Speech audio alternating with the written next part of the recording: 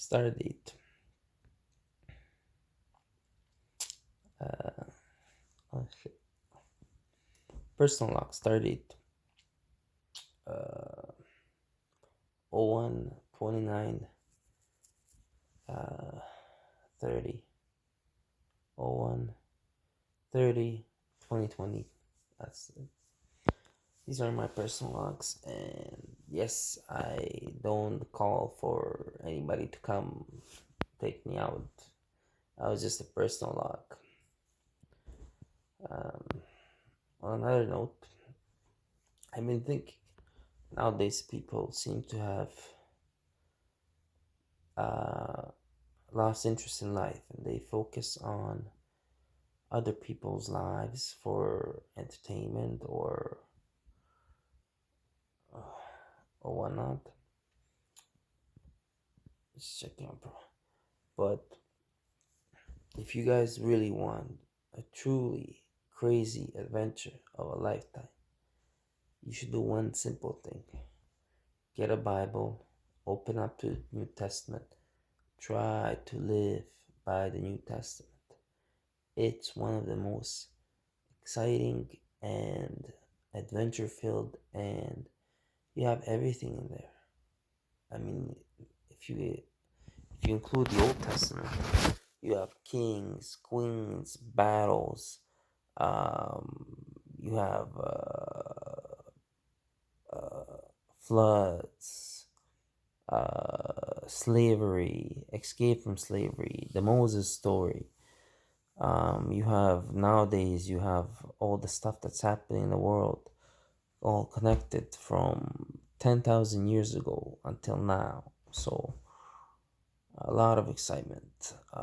Just look at me. I started reading the Bible, and next thing I know, the government's chasing me. You have um, you have presidents, you have prime ministers, you have the royals, you have all kinds of people involved in my life. And it all started when I started reading the Bible. The greatest plots from my end, escape from my plots. Like, there's my life is literally a movie, and it's all thanks to reading the new doctrine, New Testament. So if people are out there looking for some great excitement in their lives, and another thing, you might be going through some stuff, lust, alcoholism, weird perversions. Guess what? That cures us. So not only do you have an adventure of a lifetime in the Bible, the New Testament, you also have like a personal psychologist from way up above. So you have a guide, you have guides, you have people, premonitions, people that foresee future, people that are battling with all sorts of um, people that are battling with all sorts of what's the word? Physical dysfunctions, mental dysfunctions, philosophy. A lot of philosophy, a lot of human psychology is based from the Bible, right? When we were primal, when we were torturing each other, we decided, let's say this Canadian culture, we decided in our laws, let's not torture people for no reason, right? It's not in our laws that we're allowed to do this in some way, but it's almost like, um, let me explain something. The way the whole think, people think, say the laws of this land are created by who? By the end, by the founding of Canada? No, believe it or not, no, that's not how it worked. The laws, the Western laws, first came into effect in Rome when the great empire of the Rome ruled Europe and Middle East, and then the Romans decided to become Christians. They started adopting the doctrine of Christianity, which hailed from the lands of Judea, a Roman province. And then, henceforth, the laws kept changing over the years to accommodate the Christian faith, right? Thou shalt not kill. Let's have prisons. We can't execute people. You got to put them in prisons. That's where the whole thing came from, right? So over the years, the doctrine of the Bible changed our laws. Henceforth, England was under the occupation of Rome. So England had a lot of advanced technology come from the Empire of Rome. They adopted it into their society, and then they brought it over to this new world where those laws are still living and breathing. I mean, that's one of the reasons I'm still here. So the law that's protecting me was not created here. The law that was protecting me was created ages ago in Judea by one man, Jesus. That's where it spread from. That's where the civil, the humility, all of it. That's what I mean, man. There's so much. People are bored. They want to torture people and laugh and hey, like a kid. Hey, look at I say, hey, like I'm making that guy feel bad. Like, why don't you open up your wisdom? Read the Bible. Find out where it all came from.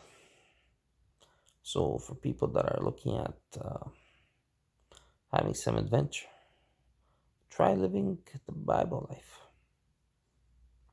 It's quite astonishing. Look at me. That's how it all started, man. I started reading the Bible, and next thing I knew, I'm in this predicament. It's interesting, but it's definitely a predicament. But it does talk about people that point and laugh, like, hey, let's make fun of that guy over there. Let's make fun of his forthcomings. So, it literally, the Bible teaches the human psychology. That's where the Jews got it wrong. In my belief is they thought a Messiah would come bringing war, swords, chariots, all sorts of stuff. But no, he brought out the power of psychology. He changed the human psychology. When you think of the story of Jesus, you think of a purest man in his form and what that man went through. Betrayal, torture, unjust torture. For what? For no sins, for being special. Kind of like me. Threat of even more torture, threat of death. Why? Because he was special, because he had knowledge. Kind of like me. You guys get the whole forefront, the connection.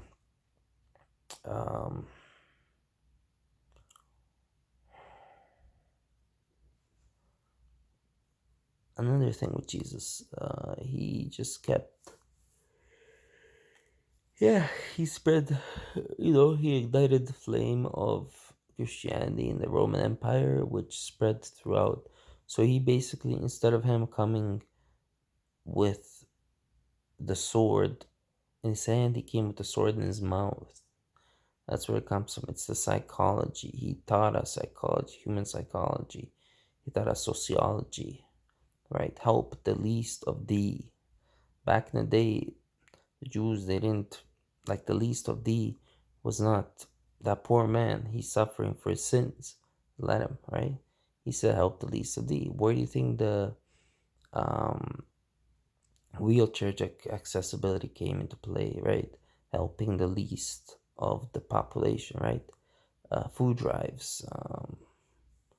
So this society hails from Western Christian influence from Europe, from England, right? That's where it came from. England was a part of the Roman Empire, and England adopted Christianity and transformed it to its own ways, right? Sometimes they stray aside, sometimes they don't listen, but like many Christians, I'm not just pointing fingers.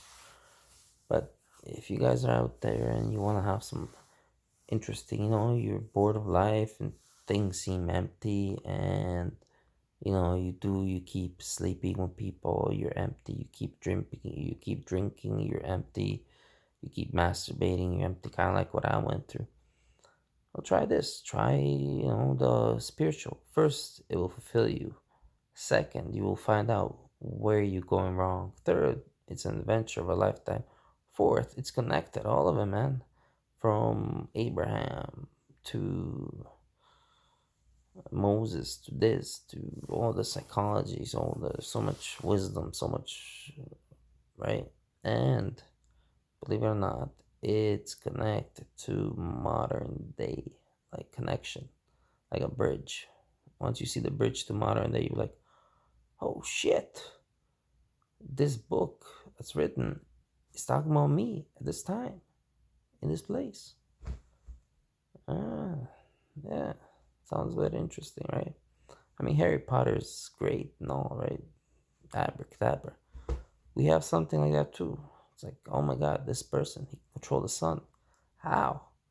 The earth bows down to him. How? Right? Why? Who? When? Why? Just ask yourself those questions. Who, what, when, where, how. Read. Ask God to guide you when you read the Bible. And that's it. So, if you're looking for an adventure, a lifetime, for knowledge beyond your comprehension, for love of yourself, for love of others, for sacrifice for others, um,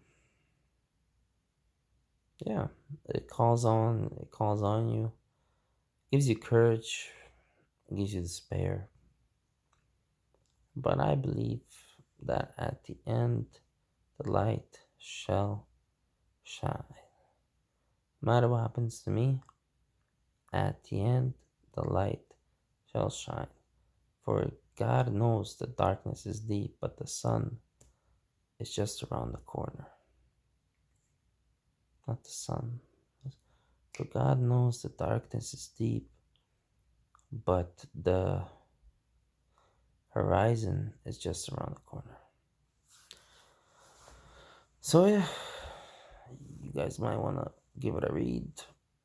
And some people are wondering why the attraction towards me is happening. It's not because I'm fakely doing anything, just because I'm myself. And as that priest explains it, when people sense goodness, they're attracted to it. When you look into someone's eyes and you see a wonderful soul, whether those eyes are brown, yellow, not yellow, brown, blue, green, in between, you can tell, hey man, this person inside is good. So maybe that's where the whole attraction comes from. People are feeling the good radiation. Now, of course, there's some people that are like, bad radiation. I don't want to preach too much. But, anyways, this is my personal log. But if somebody were to stumble upon this and decide to open up the book, they might just be shocked at what they find. I know people say, like, oh, this book was, there's like, they mentioned slavery and how you're supposed to. Every part of the book has a place for every period of time in human history, right? Back when slavery was around, you can't, this book wouldn't be allowed if it didn't accommodate, even now, if this book told me fully resist the law, so basically don't care about the police, which it doesn't tell you, it tells you care, obey the laws, right? So right now it tells me to obey the laws, even though I don't think they're just, some of them. It tells me to obey, respect the laws, respect the authority, the queen, the Justin Trudeau, respect. I don't agree with them on some things, but I gotta respect them. So it tells you respect the authority, pay your taxes, right? So it's has a role for this period. It's almost like you can't have a book, one book for all the periods, okay? Because in the medieval period, it was a different world. People were doing different things, right? People's psyche was way different. Now people's psyches are different as well.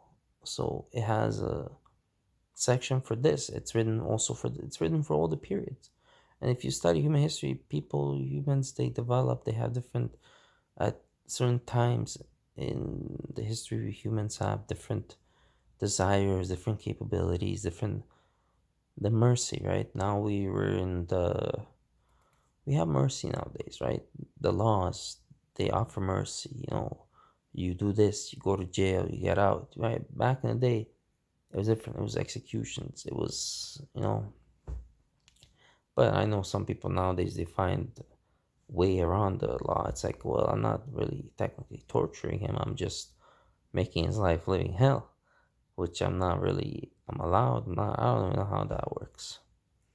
But point being is that the Bible has, people wonder about my knowledge. Ooh, I want this knowledge. Well, I'm telling you where to get it from. There's the book. Read it. But don't just read it to discourage it. Open your heart. Ask Lord to guide you and start read the New Testament, because for us, we're considered Gentiles, meaning non-Jews. For us Gentiles, the laws the laws of Moses were given to us by the Christ. And the Christ is the beginning of the New Testament. So the New Testament talks about the Christ. The Old Testament is about Jewish prophets. It mentions Christ, but it prophesizes him. So it mentions like, okay, he's gonna come. He's gonna be on a donkey. He's gonna come into Jerusalem with a donkey. It basically, we use it to confirm that Christ is the Messiah. And yeah, he didn't come waging war with a sword in his hand. He came waging war with a sword in his mouth, with psychology, sociology. He was changing the way people thought, right? The He was changing people's hearts, meaning your heart is it's who you are. It's your genre. It houses your soul, more or less. It's who you are. Like, how can I explain this? Who you are. It's the engine of your car, more or less. You have your brain, it's your emotions, yeah, and your frontal lobe also has stored a lot of your personalities, but it's who you are. It's who you reveal. It's hard to explain. I'm sure the wisdom will come to me one day.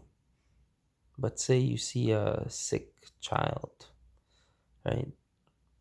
If you're just a man of greed, and if you're a man of, then you're like a man of coldness, non-emotion, you'll be like, okay, that's not my problem. But if you're a man of kind and just, it hits your heart, right? It hits something inside you, something deep, like, oh man. Or when you see somebody being treated unjust, it hits the inside, the heart, not your actual heart. Your heart is just like a pump, but what the heart is, when we talk about it in a spiritual way, is the deepest part of you. So it's the underneath everything, that deep well where you lie, it hits that. And that's a spiritual thing. It's there. It's located within your heart. It's hard to explain. It's like radio waves. You don't see them, you can pass through them. They can hit you, they can bounce off you. Same thing with your spiritual hunger. It's there. You can't see it, you can't feel it, but it's there. You feel it in your heart. You feel a deepness. That's where it touches you when you see something kind or when you see something just. You're like, oh my God, I feel this inside me, like something is wrong. That's where it comes from. Yeah, people, I can see people are trying to figure out, ooh, how is he attracting ladies? I'm just being myself, and people, general, women, they're really in tune. They sense good, so they sense goodness. So be a good person. That's it.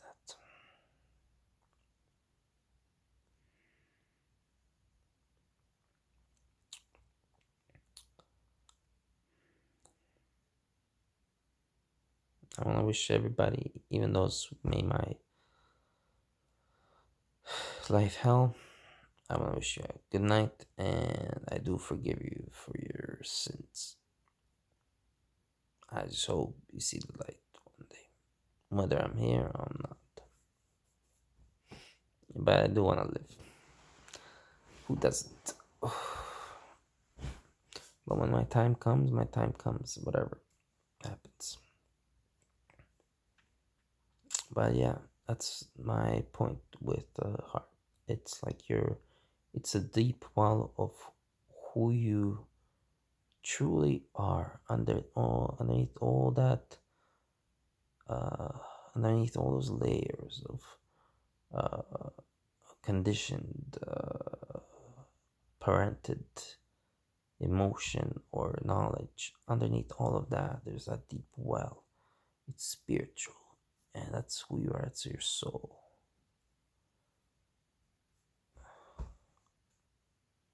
That's it. Some food for thought. Have a good evening.